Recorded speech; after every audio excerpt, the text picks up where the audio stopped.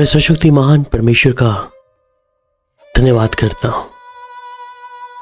सर्वशक्तिमान परमेश्वर जो मेरा और आपका परमेश्वर है,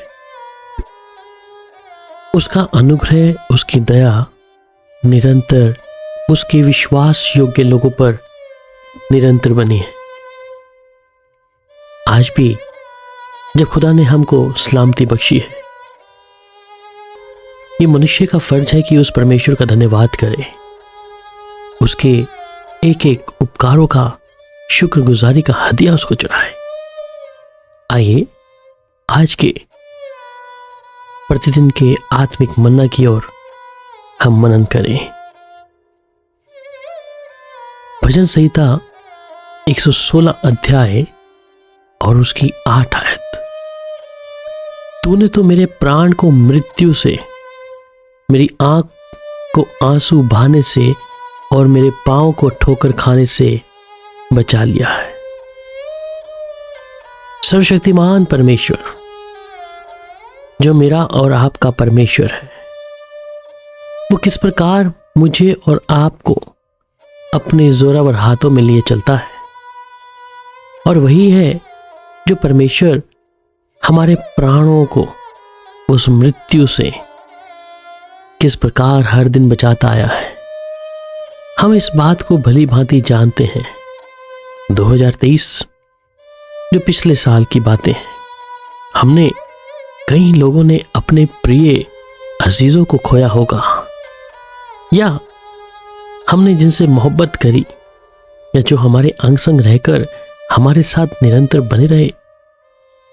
पर सर्वशक्तिमान परमेश्वर यहोवा जिसने मुझे और आपको इस 2024 में प्रवेश कराया है, ये परमेश्वर कितना महान है, जिसने हमारे प्राणों की रक्षा करी है और हमें उस मृत्यु से निरंतर बचा के रखा है। वो परमेश्वर का वचन कहता है कि मेरी आंख को आंसू बहाने से और मेरे पांव को ठोकर खाने से उसने मुझे बचाया है। वो सर्वशक्तिमान परमेश्वर है और वो अपने धर्मियों पर अपनी महान करुणा के साए को निरंतर लेके चलता है। मैं आज उस प्रभु का क्या धन्यवाद करूंगा, या उस जीवित परमेश्वर की एक एक महिमा को जो सर्वशक्तिमान परमेश्वर ने मेरे प्रति करी है, क्या मैं उसकी शुक्रगुजारी कर सकूंगा?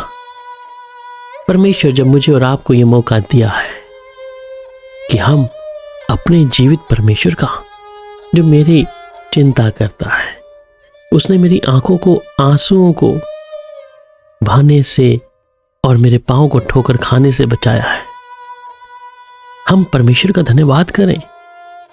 भजन संहिता 56 अध्याय उसकी 13 आयत में भी कहता है, क्योंकि तूने मुझको मृत्यु से बचाया है, तूने मेरे पैरों को भी फिसलने से बचाया है, ताकि ईश्वर के सामने मैं जीवितों के उजाले में चल फिरूं। परमेश्वर ये महान करुणा ही तो है।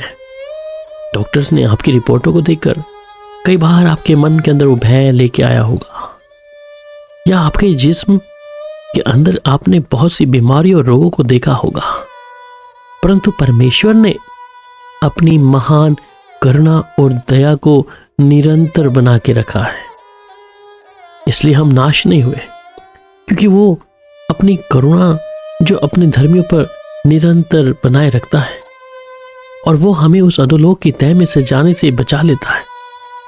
कलाम कहता है कि और वह उनकी आंखों से सब आंसू पोंछ डालेगा, और इसके बाद मृत्यु ना रहेगी, ना शोक, ना विलाप, ना पीड़ा रहेगी, परंतु पहली बातें चाहती रहेंगी।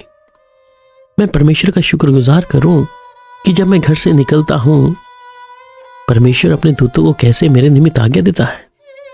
वो कैसे मुझे फाड़ खाने वाली युक्तियों से, अचानक आने वाला ऐसा बीमारी के या ऐसी दुर्घटनाओं से, या तो उसके चलते तीरों से, क्या मेरा परमेश्वर मुझे संभालता नहीं है? मैं क्यों ना उसका धन्यवाद करूं, मैं क्यों ना उसके साथ एक मन होकर उसके साथ लीन हो जाऊं।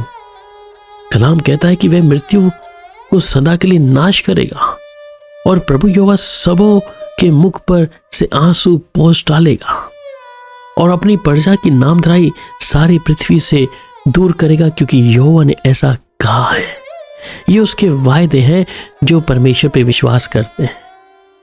आपको मालूम है, जब हिजकिय्याह बीमारी में है और जाकर परमेश्वर कलाम यशायाह 38 उसकी 5 में कहता है, जाकर हिजकिय्याह से कह कि तेरे मूल पुरुष दाऊद का परमेश्वर यहोवा यूं कहता है, मैंने तेरी प्रार्थना सुनी है और तेरे आंसू मैंने देखे हैं। सुन, मैं तेरी आयु 15 वर्ष और बढ़ा दूंगा। परमेश्वर हिजकिय्याह के जीवन में जब वो प्रार्थना करता है, अपने आंसू बहाता है, परमेश्वर उसकी आवाज को, उसकी प्रार्थना को सुनता है। मेरे अजीज, अगर आज ऐसी कोई बीमारी तेरे जिस्म में पनप रही है, डॉक्टर्स ने कह दिया है कि अब इसका इलाज नहीं है, या आपके साथ कुछ समय पहले कोई हादसा या कोई ऐसी दुर्घटना हुई जिससे आप अपने आप को उस बिस्तर पे देख रहे हैं, तो सर्वशक्तिमान परमेश्वर का धन्यवाद करें, आप जीवित हैं। परमेश्वर का धन्यवाद करें कि परमेश्वर ने आपकी प्रार्थना को सुना है। क्या आप परमेश्वर का धन्यवाद नहीं कर सकते? हम कर सकते हैं। खुदा ने आपके जिस्म के अंदर अपने आत्मा और प्राणों को रखा है। इसलिए परमेश्वर भजन संहिता 37:24 में भी कहता है, चाहे वे गिरे तो भी पड़ा ना रह जाएगा, क्योंकि यहोवा उसके हाथ को थामे रहेगा। यह वचन कहता है कि अगर वो गिर भी जाए या कुछ भी हो जाए, वो ऐसे पड़ा ना रह जाएगा, क्योंकि यहोवा उसके हाथ को थामे रहेगा। परमेश्वर ने आपके हाथों को थामा है। शुक्रगुजारी करें, धन्यवाद करें उस प्रभु का, क्योंकि वो हमारे पांव को फिसलने से बचा लेता है, क्योंकि उसकी करुणा ने आपको और हमें निरंतर थाम रखा है। उसके पैरों के निमित्त वो परमेश्वर अपने दूतों को आज्ञा देता है। इसलिए आप उस परमेश्वर का धन्यवाद करें, उस परमेश्वर की शुक्रगुजारी करें, क्योंकि वो भला है। उसकी करुणा उसके लोगों पर निरंतर बनी है। आइए प्रार्थना करें, उस प्रभु का धन्यवाद करें कि प्रभु, मेरे जिस्म में पिछले दिनों में, पिछले साल में जो बीमारी रोग आए, परंतु तू उन सब से प्रभु मुझे निकाल कर बाहर ले आया है। दुर्घटना के कारण आपका शरीर कमजोर है, या शारीरिक तौर पर दुर्बलता है, या किसी हादसे में आपके शरीर को दुख पहुंचा है, परंतु आपके प्राण जीवित हैं। इसलिए प्रभु का धन्यवाद करें। इसलिए मैं और आप जब प्रभु के सामने हैं, उस प्रभु की हजूरी में हैं, हम उसका धन्यवाद करें, उसके एक एक उपकारों का शुक्रगुजारी करें कि यहोवा परमेश्वर, मैं स्मरण करता हूं तेरे एक एक उपकारों को प्रभु, तेरी दया को प्रभु, जो तूने मेरे निमित्त करी है प्रभु। तूने मेरे प्राण को मृत्यु से और मेरी आंख के आंसुओं को बहाने से रोका है और मेरे पांव को ठोकर खाने से बचाया है। इस 2024 के अंदर और इस 5वीं तारीख के अंदर मैं और आप प्रवेश करें, हम प्रभु का धन्यवाद करें कि प्रभु, आपने मुझे मेरे प्राणों को मृत्यु से बचा के रखा है प्रभु। इस साल मेरे आंसुओं को तू बहाने नहीं देगा प्रभु। जिस प्रकार तूने अपनी दया को मुझ पर बनाया है प्रभु, मेरे पांव को ठोकर खान से बचाया है प्रभु, वो गलत काम करने से प्रभु, वो फाड़ खाने वाले की युक्तियों से प्रभु, कि मैं उसकी किसी चीज में शामिल ना हो। प्यारे पिता, इस समय हम एक शरीर और आत्मा प्राण को जो इस बात को जान गए हैं कि यहोवा परमेश्वर दयालु है, और प्रभु इस समय इस वचन के मुताबिक कोई भी प्रिय भाई बहन है प्रभु, हम उस पर तेरी दया को चाहते हैं कि वो तेरी शुक्रगुजारी करे, तेरा धन्यवाद करे, और परमेश्वर तेरे जलाली नाम को महिमा दे।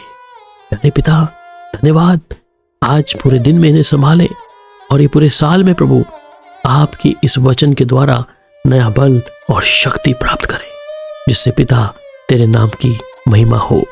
धन्यवाद प्रभु, प्रार्थना सुनने के लिए प्रभु यीशु के नाम में आमीन।